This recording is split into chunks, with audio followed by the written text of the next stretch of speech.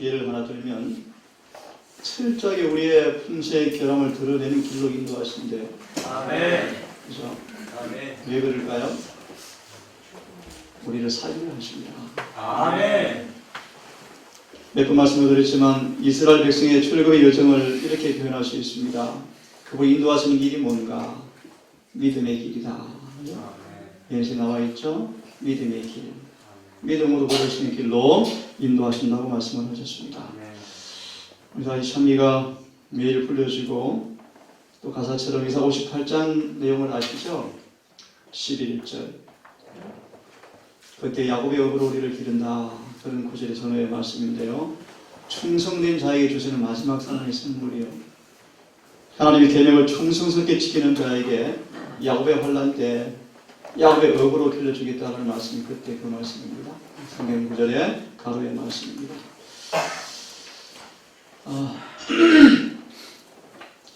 자, 우리 시간 성경 몇 구절을 먼저 좀 보도록 합시다. 이사야 41장의 말씀, 이사야 41장에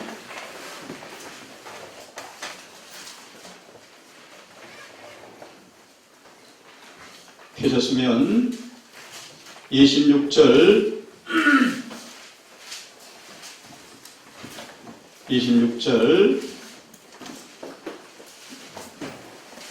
제가 한번 읽어보겠습니다. 이사야 41장의 26절입니다. 누가 처음부터 밝히 보여 우리에게 알게 하였느냐? 또 이전부터 밝히 보여 우리가 그분을 의로우시도다 하게 하였느냐? 참으로 보여주는 자도 없고 참으로 밝히 알려주는 자도 없으며 참으로 너희 말들을 듣는 자도 없도다. 하지만 누구만요? 27절 처음이시니가 누굴 가리켜요? 처음이시니가 시온에게 이르기를 보라 그들을 보라 하리라 내가 좋은 소식을 가져오는 자를 예루살렘에 주리라. 42장을 좀 보면서 연결해서 말씀을 봅니다. 9절을 보세요. 보라 이전 일들은 이미 이루어졌느니라. 내가 이제 새 일을 밝히 알리노니 곧 그 일들이 일어나기 전에 내가 너희에게 그 일들에 대해서 말하노라. 누구만 가능한 분이죠?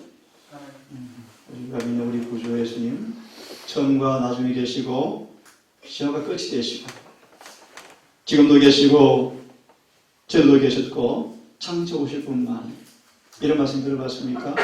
그분의 손에 세상의 전과 후 과거와 미래 현재가 그분의 손에 다 놓여있다. 그죠?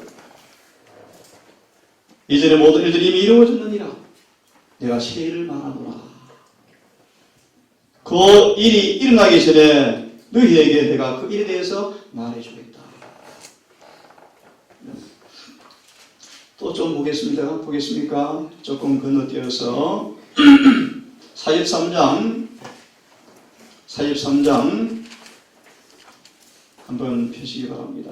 43장을 놔둡시다. 44장만 보고 시간이 많이 없으니까 예서를 바라봅니다. 44장의 말씀을 좀 보겠습니다. 7절을 제가 있습니다. 7절.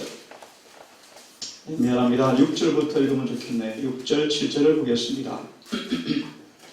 이스라엘 왕인 우리 처음 계신 분을 위해서요. 이스라엘이라는 말은요. 죄를 회개하고 뉘우치고 용서받아서 하나님의 자녀가 되는 사람에게 주시는 이름입니다. 그죠? 그렇게 이해하면 됩니다. 죄를 용서받고 옛 생활은 청산하고 옛 것은 다 이제 기도하고 예수를 만나서 죄사함 받고 그분께 자녀가 된 사람에게 주시는 이름이 이스라엘이라 이해하시면 되겠습니다. 하나님의 왕자라는 칭호의 이름이죠. 그렇게 이해하고 들으십시오. 이스라엘의 왕인 주 곧 그의 구속자인 만군의 주가 말하노라. 나는 처음이요 나는 마지막이라. 나 외에 다른 신이 없느니라. 7절 내가 오래된 백성을 정한 이래로 누가 나처럼 거의를 외치고 밝히 알리며 나를 위하여 차례대로 그것을 제시하겠느냐? 지금 임하고 또 앞으로 임할 일을 저들에게 보일지니라. 누구만요? 하나님만이 그 일을 가능하시죠. 아멘. 그죠? 현재 미래 과거가 한 손에 있는 그분의 전능하신 그분의 눈앞에 이미 이전 일들과 또 이루어질 일과 앞으로 될 일을 밝히 말씀하시는 그분이 우리 인도하시는 우리 구주라는 사실을 여러분 마음으로 믿으시고 또 경험하시게 되기를 간절히 바랍니다. 아멘. 이 시간 제가 우리 한송 예배 길게 할 수가 없고요. 이 도표는 여러분 처음 본 도표일 것 같아요. 지금부터 약 몇 년 전 계산해 보세요. 1800년 40년 도니까 몇 년 전입니까? 150년, 170년 전에 윌리엄 밀리가 사용했던 예언의 도표입니다. 이걸 걸어놓고 이걸 가지고 강의를 한 원래 도표입니다. 원문이요, 원문. 오늘 이걸 제가 조금 설명을 드리고 이 다니엘서 11장을 좀 말씀을 드릴 텐데요. 글씨가 아주 깨알같이 안 보이죠? 이게 다니엘서 2장부터 12장까지를 도표로 쫙 그려놓은 것입니다. 이게 그런 도표예요. 조금 낯익은 그림들이 있죠? 자, 제가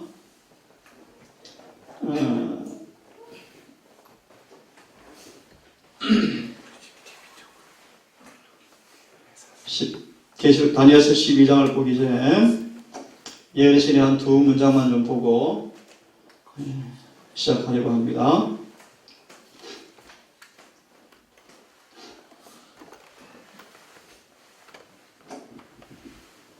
시온아, 잘 봐. 도서자문 안 돼. 하품했어. 시온아, 크게 읽어봐, 시온아. 제목 읽어봐, 제목. 제일 앞에 한 줄 읽어봐. 누나가 대신 읽어봐. 1844년 넘어서는 시간이 예언은 없어. 목소리 오랜만이다. 1800 몇 년? 44년을 넘어서는 더 이상 뭐가 없다? 시간 예언이 없다. 12장을 풀기 전에 미리 두 말씀을 보려고 합니다. 마귀는 광신적인 사람을 통하여서 자꾸 뭐 하려고 그래요? 흑암에 사람들을 쳐넣게 하려고 말씀을 자꾸 왜곡시켜요. 그죠? 그러면서 이 은혜 시기가 1884년 40년 후에 10월 달에 마칠 것이라는 빛을 받았다고 하는 또 계시가 그 당시에 있었다고 말합니다. 그런데 이렇게 말씀하셨어요. 나는 그때 공중 앞에서 1844년 이래로 하나님께서 주신 기별 가운데 확정적인 시기를 주신 것이 없음을 주님께서 나에게 보여주시기를 기뻐하였다고 말하였다. 이해됩니까? 무슨 뜻인지? 자, 1844년 그 시간표 이후에는 뭐가 더 이상 없다? 시간에 관한 확정된 예는 더 이상 없다. 근데 그 당시 한 사람이 계시를 받았다고 말하면서 언제? 1844년이 아니고 언제? 1884년 10월 달에 은혜 시간이 끝날 것을 계시를 받았다고 얘기하는데 그것이 뭐다? 광신자다. 광신자다. 하나님께서 나에게 말씀하시기를 1844년 그 이래로 더 이상 확정된 시기를 주신 것이 없다 라고 주님께서 말하셨다. 나에게 계시를 주셨다. 이해됐습니까? 하나를 더 봅니다. 그러면 같이 읽어볼까요? 시작. 우리의 입장은 되어서 기다리면서 예언적 기간의 끝인 1844년과 그리스도의 강림의 때 사이에 어떤 시간 정도도 뛰어들지 않게 하는 그런 것이었다. 방금 두 문단을 보았습니다. 결론은 무엇입니까? 결론은 다니엘 8장 4절에 말씀하시는 14절에 말씀하시는 정한 때에 외쳐질 마지막 시간표 1844년 그 시간 외에는 더 이상 재림 때 그 사이에 더 이상 뭐가 없다? 시간 예언은 더 이상 없다. 그것은 뭐다? 광신주의다. 이해됐습니까? 자, 그러면 하나를 더 봅니다. 우리 혜미가 한번 읽어보세요. 정한 때에 관한 또 다른 기별은 없을 것이다. 뭐에? 정한 때. 그래서 1842년에서 1844년에 이르는 기간으로는 더 이상 확정적인 연회때는 없을 것이다. 가장 머리까지 미치는 시간은 기장은 1844년 가을까지이다. 계시록 10장 4절 6절을 펴보세요. 계시록 10장 하면 여러분 내가 몇 번 말씀을 드렸는데 계시록 10장은 뭐냐 하면 마지막 지상에 제7 안식일 예수 재림교회를 탄생시킨 재림운동에 대한 예언의 말씀입니다. 조금 더 쉽게 말하면 제7 안식일 예수 재림교회 출생 증명서가 10장이에요. 10장. 이걸 다 공부해보면 제7 안식일 예수 재림교회가 마지막 남은 교회네. 딱 나와요. 이 10장이에요. 10장. 근데 10장 몇 절을 인용했죠? 4절과 6절을 인용했습니다. 4절, 6절을 읽어봅시다. 자, 다 함께 시작. 일곱 우레가 뭔지 알아? 일곱 우레가 뭔지 아시는 분? 주석에 딱 나와 있죠? 주석에 딱 나와 있어요. 답을 찾아보세요. 짧게 말합니다. 일곱 우레가 뭔가? 첫째 천사의 기별과 둘째 천사의 기별이 선포되어질 때 일어날 일의 영광들이 일곱 우레예요. 다시 말합니다. 첫째 천사와 둘째 천사의 기별이 선포되었을 때 일어나는 일의 전말의 모든 역사가 일곱 우레 속에 포함되어 있어요. 자, 일단 생략하고 4절 다시 있습니다. 시작. 일곱 천사 어릴 때 내가 기록하려고 하다가 못 들으니 하늘에서 소리가 전하기를 일곱 우리가 말할 것을 주목하고 기록하지 말라 하다. 특별히 기록하지 말라는 이유를 여러분 모르시죠? 아시는 분? 주석에 나와 있습니다. 이 일곱 우레 속에 한 내용이 뭔가? 첫째와 둘째 천사의 기별을 맺혀지고 1844년에 예수께서 오신다는 그 놀라운 소식을 듣고 수많은 사람이 아주 그 일심으로 그날을 기다려왔는데 그날이 실패로 끝날 것이, 그죠? 성경에 암시되어 있죠? 근데 실패로 끝날 그 사건을 하나님께서 뭐 하셨어요?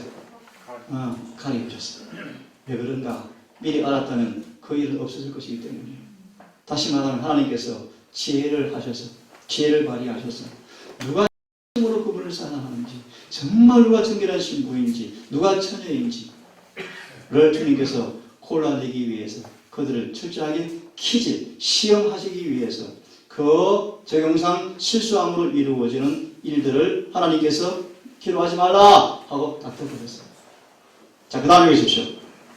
5절 시작. 내가 본바 바다와 땅을 밟고 사는 천사가 하늘을 향하여 소리 지르고 6절 세세토록 살아계신다. 곧 하늘과 그 가운데 있는 물건이며 땅과 그 가운데 있는 물건이며 바다와 그 가운데 있는 물건을 창조하시기를 하여 경배하였는데 지체하지 아니하니. 제가 질문을 드릴게요. 잘 읽었나 못 읽었나 테스트입니다. 이 본문을 보시고 성경을 보시고 답을 하십시오. 답을 잘 하시면 아시아학교 교장님 아주 선물해 주세요. 맹세하기를 더 이상 뭐하지 아니하리라? 지체하지 아니하리라. 맹세하기를 더 이상 시간이 있지 아니하리라. 질문. 이게 무슨 뜻일까요? 자, 저를 보세요. 맹세하기를 더 이상 지체하지 아니하리라. 또 성경 번역은 더 이상 시간이 있지 아니하리라. 이게 무슨 뜻일까요? 여기 암시되어 있어요. 예, 네, 맞습니다. 이게 무슨 뜻인가 하면 184년, 44년 정한 시간이 선포된 이후로 그 이상에는 시간에 관한 더 이상 예언이 없다는 그런 뜻이, 이 뜻이 그런 뜻이. 예언이 나왔지, 인용이 나왔지 않습니까? 그죠?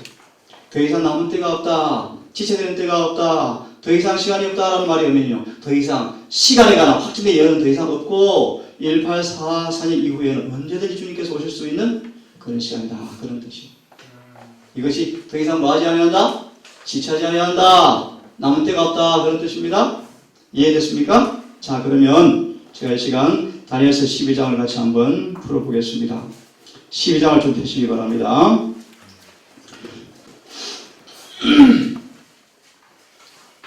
신실된 연구의 결과.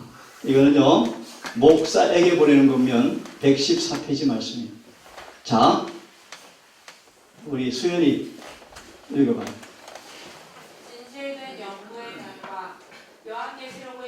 기도할 때 분명하게 깨닫게 되는 한 가지가 있을 것이다.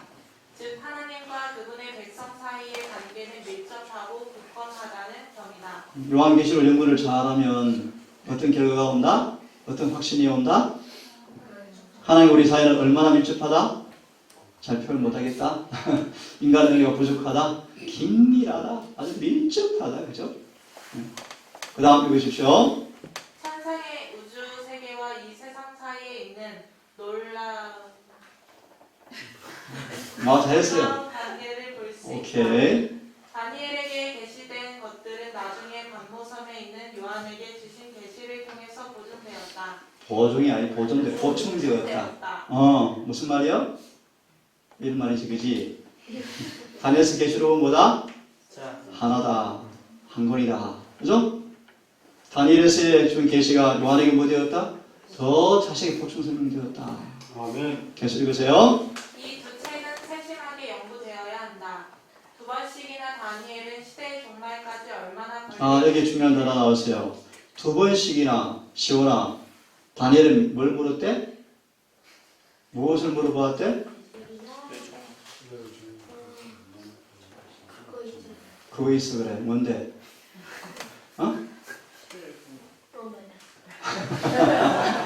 맞아. 다니엘 두 번씩 무슨 좀 볼 거예요. 하나님, 시대의 끝까지가 마지막 때까지가 얼마나 걸리겠습니까? 두 번씩이나 뭐 했다? 물었다. 하나 꼭 기억하세요. 뭐까지가? 시대의 종말. 이게 어떤 단가를 우리 이제 아셔야 돼요. 이걸 오해해버리니까 오늘 다니엘서 12장에 대한 해석이 엄청나게 광신주의가 많아요. 광신주의가. 가까이 1월 경의 날짜가 정해지고 제일 시간표가 정해지고 그런 광신이 나옵니다. 자, 읽으십시오.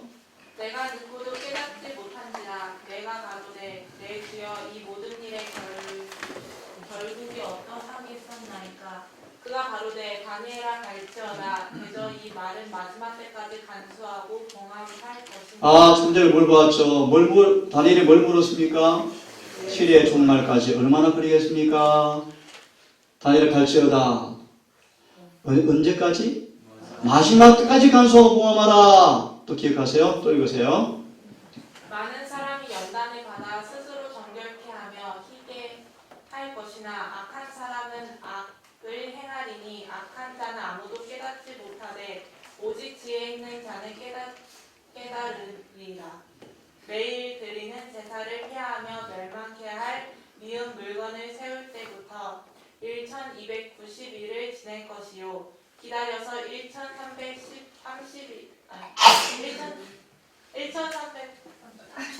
너도 천장일 못해? 얼마 정도 것처럼? 335일까지 이르는 그 사람은 복이 있으리라. 너는 가서 수인너는 가라 이제. 너는 가서 뭐하라? 마지막을 기다리라. 이는 내가 평안히 쉬다가 끝날에는 내 업을 누릴 것입니다. 수인이 죽으래. 수인아 이거 봐. 가서 쉬래. 너는 가라. 끝날에 내 업을 누리게 될 것이다. 그 다음 제가 읽습니다. 그 책에 봉인을 띄워서 그 책이 뭐예요? 그 책? 다니엘서 봉인을 띄워서 어떤 단어가 나오죠? 말세. 어떻게 될 것인지에 대한 계시를 누구한테 주었다? 요한에게 주신 분이 누구셨다? 예수님이셨다. 잘 들으세요. 이제 다니엘은 뭐? 종말. 제일 앞에 뭘 보았습니까? 다니엘이 두 번씩 뭘 물었어요? 두 번씩. 시대의 종말까지 얼마 걸리겠습니까? 라고 물었습니다. 맞나요? 근데 뭐라고 나와요? 다니엘은 뭐?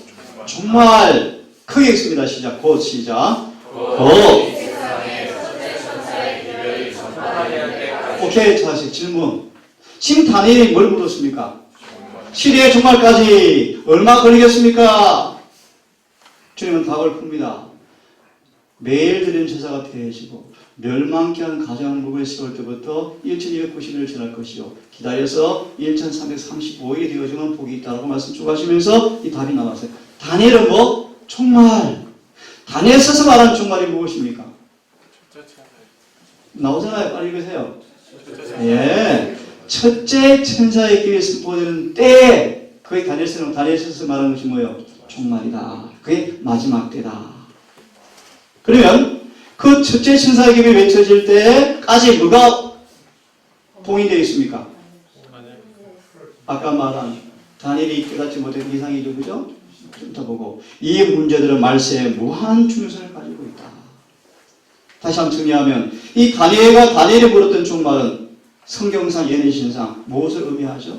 첫째 천사의 기별이 외쳐지는 때를 가리켜서 다니엘서에서는 뭐라고 말하죠? 시대 종말까지 걸리는 시간에 종말, 말세, 마지막 때를 한답니다. 그죠? 왜 그런가? 이미 보았죠.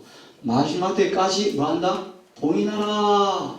그러면 봉인된 것이 열려지는 때가 성경상 뭐죠? 마지막 때죠. 그죠? 일단 정리가 됐죠? 자, 맞아 있습니다. 하지만 많은 사람이 연단을 받아 스스로 정결케 하며 희귀하겠지만 다른 편에서 악한 사람들은 악을 행하리니 악한 자는 아무도 깨닫지 못할 것이다. 정말 그렇지 아니한가? 죄는 하나님의 율법을 범하는 것이다. 그런데 하나님의 율법에 관한 빛을 받아들이려 하지 않는 사람들은 첫째, 둘째, 셋째 천사의 기별을 선포를 이해하지 못할 것이다.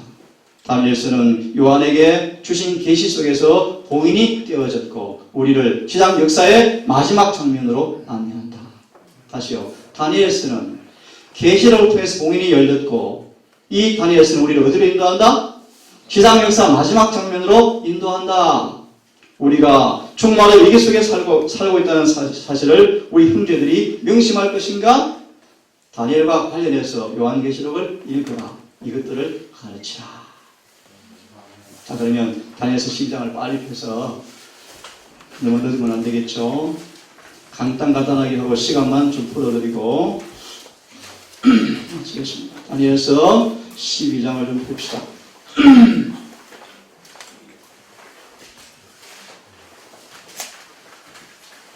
자, 우리 열어봅니다. 1절부터 읽어보겠습니다.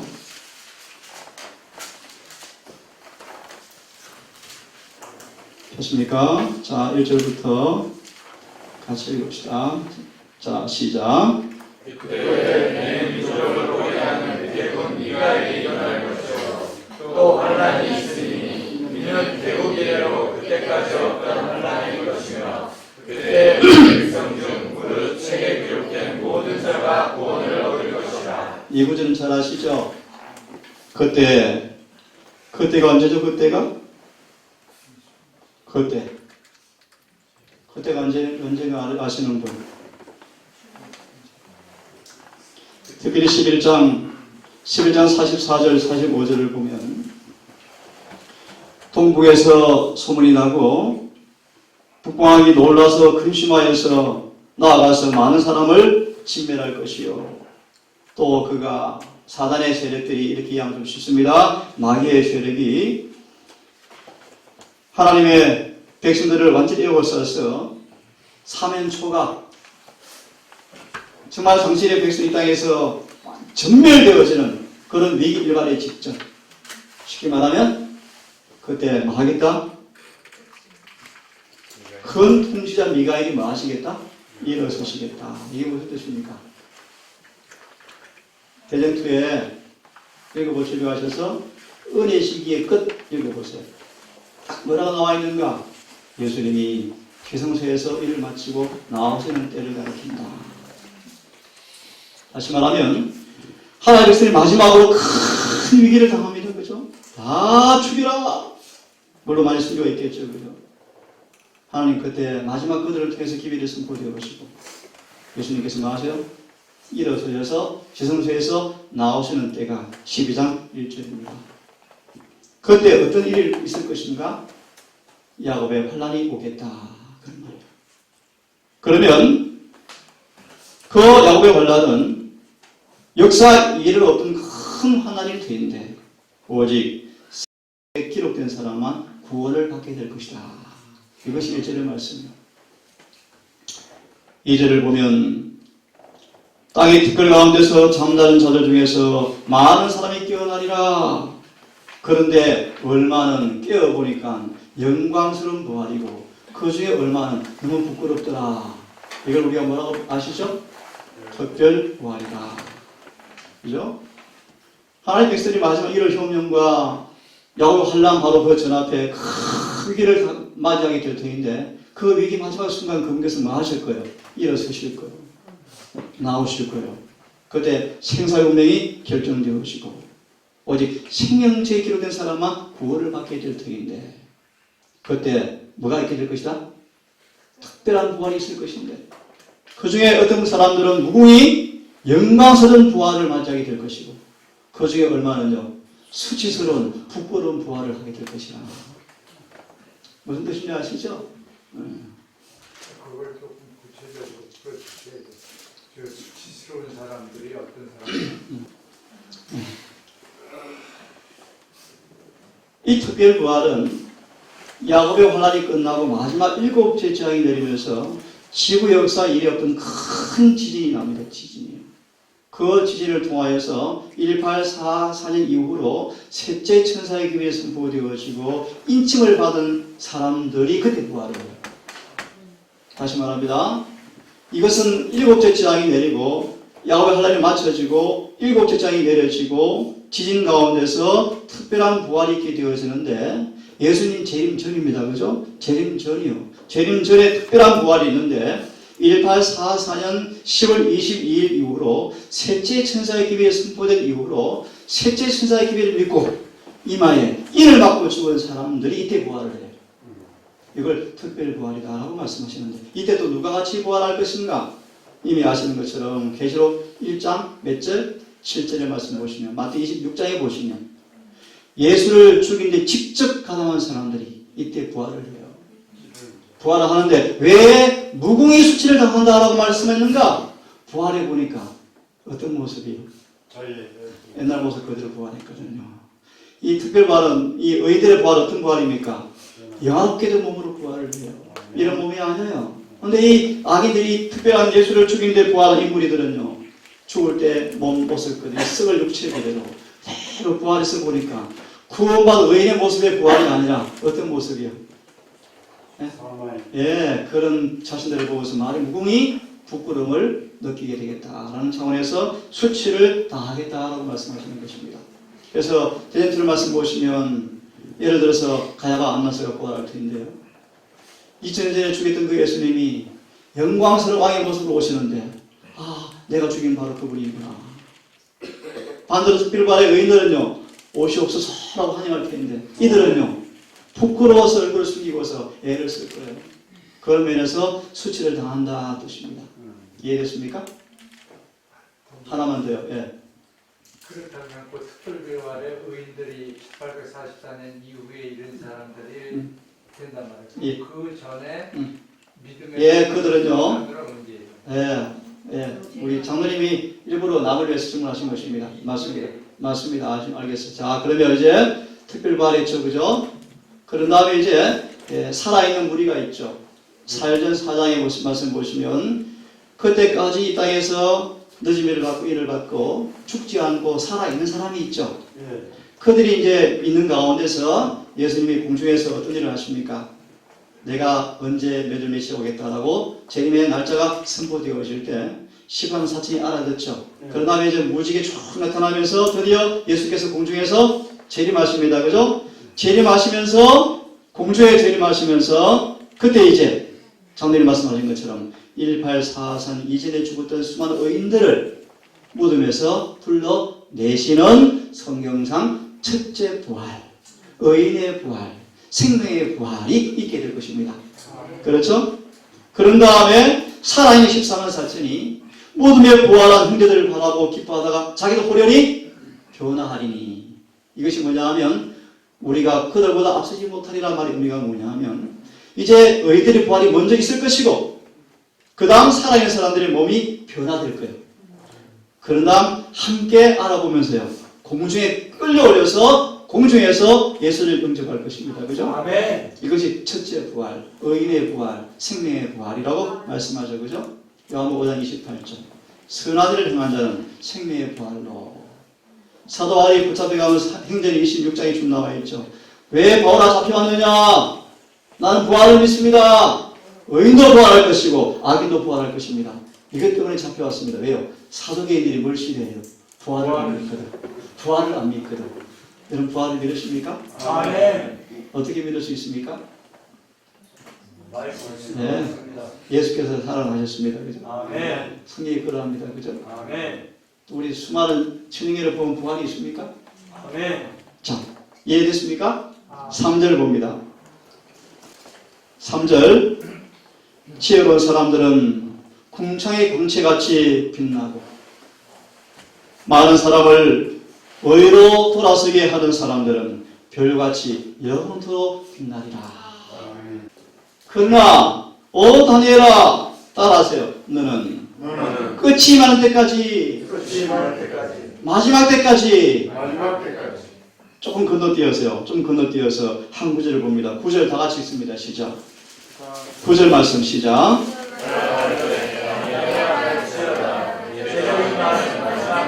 마지막 때까지 끝이 많은 때까지 계속 말씀해줘. 그죠? 이미 우리 보았습니다. 또 답을 해보세요. 여러분 12장에서 다니엘에서 말씀하는 끝이 많은 때 말세 정한 때가 언제입니까? 이미 외우셨죠? 첫째 천사의 기별이 선포되어지는 때가 다니엘에서 말하는 거다. 끝이 임하는 때다. 그때 끝이 많은 때가 되어지면 어떤 일이 있다? 어떤 일이 있다? 우리 앞에 이미 보았지 않습니까? 9절의 말씀. 봉인된 말씀이 뭐한다? 오픈된다. 열린다. 그죠? 자, 다시 봅니다. 다시 돌아옵니다. 4절에 다니엘아 끝이 많은 때까지 말씀을 닫아두어서 그 책을 뭐하라? 인봉하라. 밀봉시켜라. 봉인하라. 왜냐하면 이 책은 끝이 많은 때 알려진다. 끝이 나기 전에 이 사건을 아무도 알 수가 없다. 끝이 많은 때가 되어지면 봉인된 진리가 뭐한다? 오픈되어질 때 그것이 뭐다? 마지막 때다. 이해됐습니까? 오케이. 그때 많은 사람이 뭐하리라? 알리가 합리한다. 지식이 뭐한다? 이게 무슨 뜻입니까? 봉함된 지식의 예언이 알려져서 다 공개되겠다 그런 뜻이. 이걸 또 일본 예언 해석에서는요, 비행기가 만들어지고 철조가 가고, 물론 그것도 해석이 되어지지만 이 본문에서는 그것이 아니고 봉함되었던 예언의 지식이 사람들한테 말이라 공개돼서 알려지리라. 그 지식이 많아지리라. 특별히 말씀했어요. 말세가 되어지면 한번 들어보세요. 불법의 비밀에 대해서, 교황권의 지식에 대해서 점점 증가하겠다. 왜요? 세상 말을 좀 하면 짐승이 언제 활동합니까? 주로 더 밤이 깊으면 활동해요.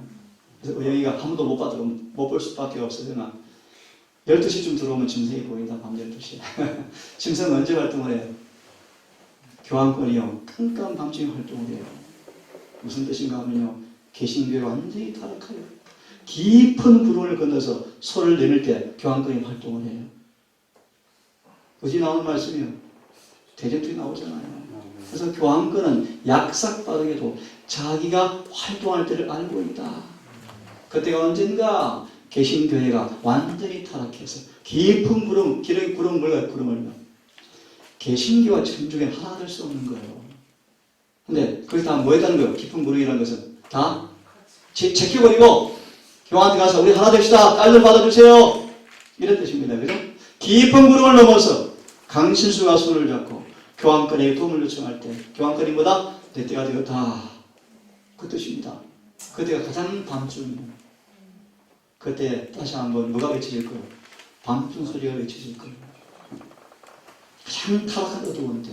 중요한 사실. 그때 이 재림교회 교인들은요, 밝은 등불을 켜고 흰 옷을 입고 서 있어요.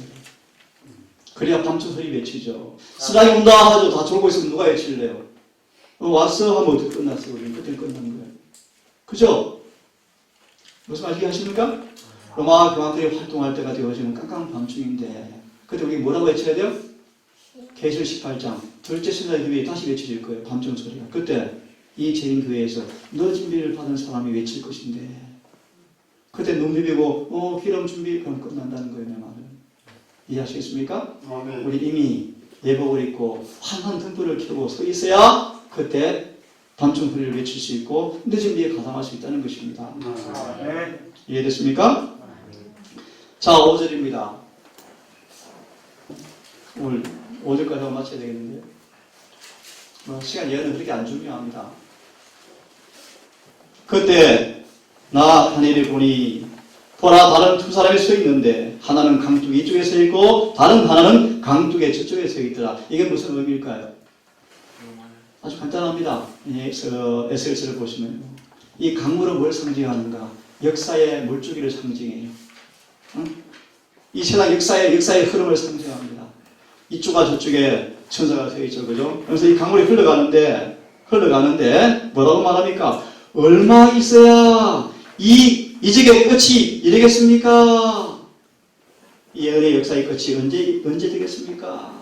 그죠? 이 역사의 강물이 언제까지 흘러가겠습니까? 언제 멈추겠습니까? 예를 들어서, 그죠? 그 암시를 풍기고 있습니다. 그때 7절을 보시면요. 내가 들었는데 아마폿을 입고, 누굽니까? 예수님이요. 세마폿을 입고 강물 위에 있던 사람, 온 역사를 주관하시고 통치하시는 그분이셔요. 물 위에 서 있습니다. 그죠? 그가 말씀하세요. 오른손과 왼손을 하늘을 향해서 맹세하기를 한 때와 두 때와 반 때에 관한 것입니다. 많이 들어봤죠? 많이 들어봤죠? 처음 들으신 분 따로 공부를 좀 하시면 좋겠습니다.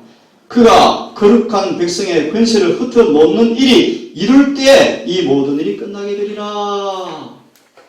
자, 잘 봤습니까? 다시 봅니다. 다니엘이 이 마지막이 언제 끝나겠습니까? 다니엘아 가라. 마지막 때까지 포함된 말씀인데 라고 말하면서 뭐라고 말씀해요? 한때, 두때, 반때에 관한 것인데 내 백성의 권세가 다 흩어지는 일이 이루어질 때 이 모든 일이 끝나리라 라고 말씀했는데 이 다니엘이 어느 때 가을지면 이 봉함대책이 펼쳐지고 이 예언의 때가 이루어지겠습니까? 라고 물었을 때 주님 무엇입니까? 그것은 한때, 두때가, 반때가 다 끝나야 이후에 이루어진다. 맞나요? 그때 이후에 되어진다. 이미 아시죠 여러분? 그죠? 밑에 공부하면서 답을 드리겠습니다. 내가 듣고도 깨닫지 못한지라. 이 다니엘서를 연구해 보시면 다니엘서가 1장부터 몇 장까지 나눈 것이죠? 1장부터 6장까지 또 7장부터 10장까지 특별히 1장부터 6장까지를 이렇게 해석하면 제일 쉬워요. 다니엘서는요 큰 강이 두 개 흘러가 강이 어떤 강이 두 개 흘러가냐면요 70주야 70년 이스라엘 백성이 70년 포로 기간, 그 70년이라는 그 역사의 기점을 두고 1장부터 6장까지가 쫙 흘러가요. 또 마지막 이후의 장면은요, 2300주라는 예언을 두고 예언이 쫙 흘러가고 있어요. 이 두 강이에요, 두 강. 70년과 2300주예요. 근데 나중에 공부해보면 너무 놀라운 사실은요, 이 두 강물 쪽에 오는 그 역사들이요, 그대로 반복이 되고 있어요. 그 계시록에 잘 나와 있어요. 그래서 이런 말씀 들어봤습니까? 다니엘서와 계시록은 반드시 같이 연구해라. 왜요? 역사는 반복될 것이기 때문이다. 반드시 반복돼요.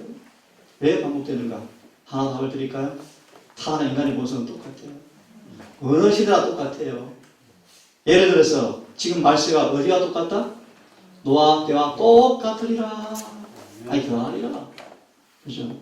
요즘 우리가 한 가지 좀 팁을 드리면 소돔과 고모라가 멸망한 것처럼 지구 전체 이렇게 동성연애가 들끓을 데가 없어요.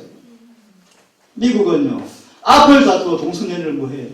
찬성해요. 찬성. 이것은 지상 역사의 마지막이 가까웠어요. 주님이 심판하실 거예요. 더 두려운 사실은 마지막 순결한 소금에 대한 교회마저 점점 최소화되어 가고 있죠. 그죠? 두려운 때에 살고 있습니다. 자, 9절의 말씀. 그가 이르되 다니엘아 가라. 끝이 말할 때까지 그 말씀을 닫고 봉인하라. 10절 읽었습니다. 넘어갑니다. 11절. 날마다 드리는 희생물을 제거하며 황폐케 하는 가장한 것을 세우는 때부터 며칠 있을 것이요? 1290일이 있을 것이요. 기다려서 1335일까지 이르는 자가 복이 있도다. 마지막 구절. 그러나 다니엘아 너는 끝이 이를 때까지 내 길로 가라. 내가 안식하다가 그 날들의 끝에 내 몫으로 정한 곳에 서겠다. 자, 이 시간 아주 간단하게 시간만 풀어드리고 마치겠습니다. 시간이 벌써 많이 돼버리는데요.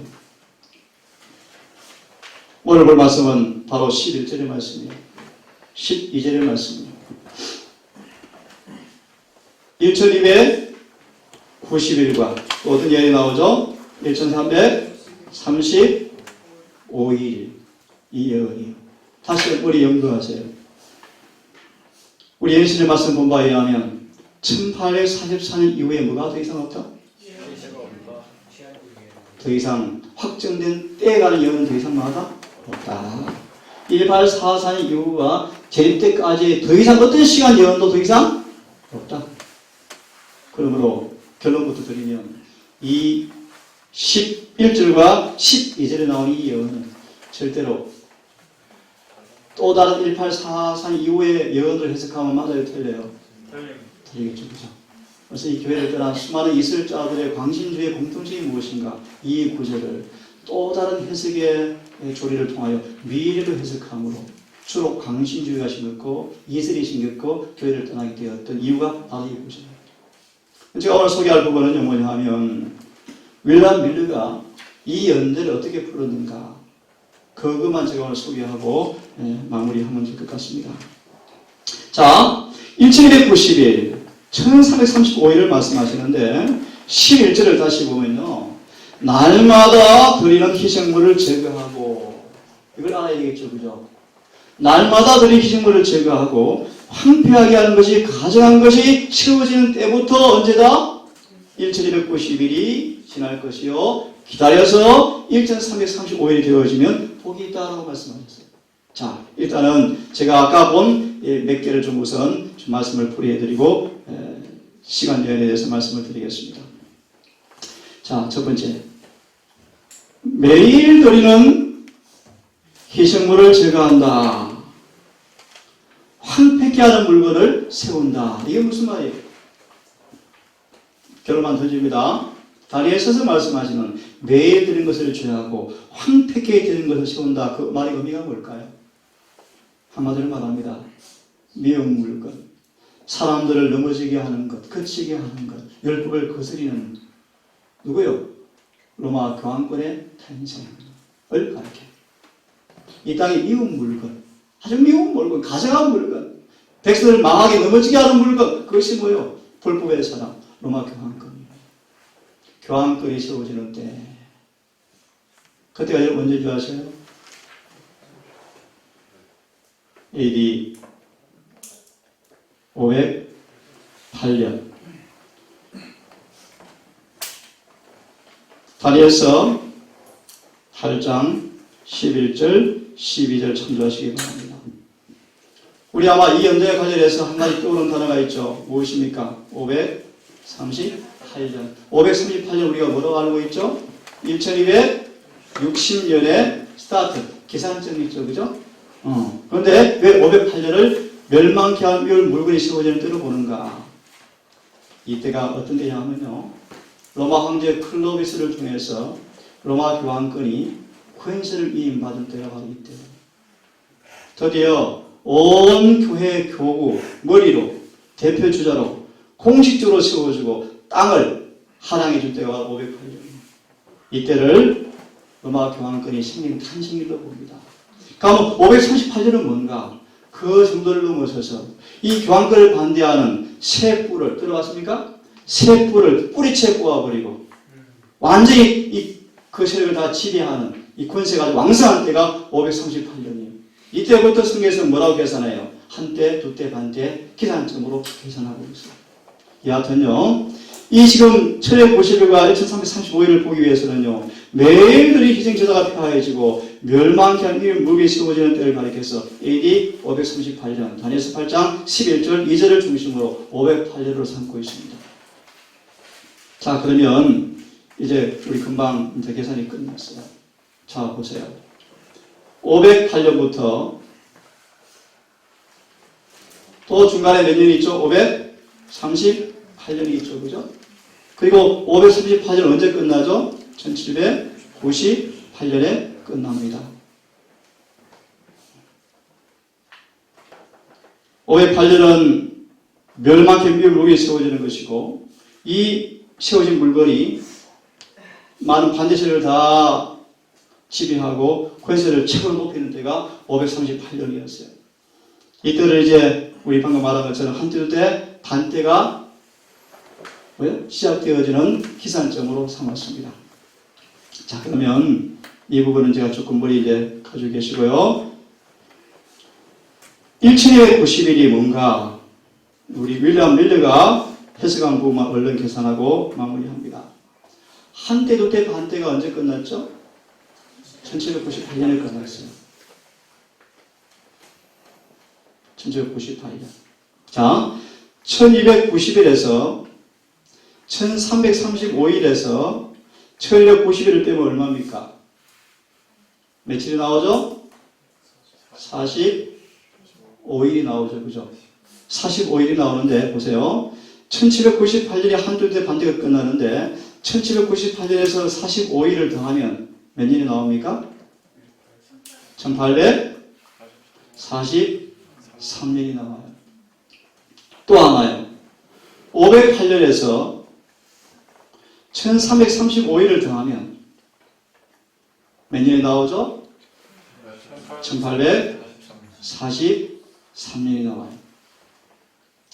윌리엄 밀러 어떻게 이해했냐면 1290일이나 1335일 이 모든 기산점은 같다는 것입니다. 그리고 특별히 한때 두때 반대가 끝나는 1798년의 마지막 때가 되어지면서 이제 여러 징조가 이루어지고 처음 기회에 선포되어지는데 1335일과 1290일의 그 사이의 공간 45일을 1798년 더하니까 몇 년이 나왔어요? 또 508년에서 1335일을 더하면 몇 년이 나왔습니까? 그래서 어떻게 결론 내렸는가? 1290일과 1335일 모든 시간 예언은 다 어디에서 마친다? 1843년에서 다 마친다라고 해석했어요. 바로 그겁니다. 다시 말하면 예수님이 사실은 여러분 아시죠? 이 계산 연도에 보면은 43년이 왜 나오는가? 원래는 몇 년이어야 돼요? 왜 그렇죠? 맞아. 가운데 뭐가 있어요? 우리 마이너스 1, 0, 1이 있잖아요. 이 부분에 하나를 뭐 해줘야 돼요? 더해줘야 돼요. 그래서 몇 년이 나오는 거예요? 1, 8, 4, 4이 정확하게 나오는 거예요. 중간에 여러 설명을 제가 좀 제거해서 이해가 좀 어려울지 모르지만 결론만 이해하십시오. 결론만 이것만 이해하시면 돼요. 다니엘 12장이 말씀하는 이 연대는요. 미래가 아니라고 보셔야 돼요. 왜요? 이미 예언하신 말씀 속에서 계시록 속에서 1844년 이후에 더 이상 시간 예언은 없다. 두 번째, 이 예언은 마지막 때라는 아니 말세가 마지막이 아니고 봉인된 말씀이 맞춰지는 봉인된 때를 다니엘서에서 마지막으로 말씀하는데 이것의 기산점이 바로 멸망케 한 미국 무교승인 때부터 이 790일과 1335일의 두 시간은 똑같은 시기에 맞춘다는 사실을 윌리엄 밀러는 그렇게 해석하고 풀이했어요. 이게 그런 뜻이에요. 마무리합니다. 다니엘서 12장에 이상 예언의 시간은 없습니다. 그죠? 우리는 매일매일 은혜 시간이 끝나가고 있고 매일매일 준비하셔야 돼요. 그죠? 더 이상 남은 때가 없습니다. 옷을 빨아서 희게 할 때가 바로 오늘입니다. 오늘. 이 말씀을 자세하게 말씀하기는 좀 어렵겠지만 여러분들이 결론만 이해하시고요. 이미 주어진 믿음으로 충성을 다하시고 지금 믿음으로 최성소 가시는 경험이 무엇인가를 경험하기 위해서 정직하게 서시는 여러분 되기를 바라면서 말씀을 마쳐야 되겠습니다. 기도하겠습니다. 하늘에 계신 아버지, 안식일을 마치면서 다니엘 12장에 대한 말씀을 우리 함께 살펴보았습니다. 우리 각자 예언의 말씀에 깊이 뿌리를 내려서 어떠한 예수가 가르침들이 우리를 애워싼다 할지라도 빠지지 않게 하시고 주님이 명하신 정로의 길에 굳게 서서 요동하지 아니하는 확고한 믿음의 사람으로 설 수 있도록 인도해 주시옵소서. 아직 예언의 지식에 미미한 여러 우리 형제자매들이 있었거든. 아버지 기회가 닿는 대로 다윗서라 계시로 연구할 수 있도록 도우시고 하나님 말씀하신 예언의 도표 가운데 믿음을 깊이 내려서 주의 인도하시는 승리에 따라서 하늘까지 갈 수 있도록 인도해 주시옵소서. 예수님 이름 의지하여 기도 올리옵나이다. 아멘.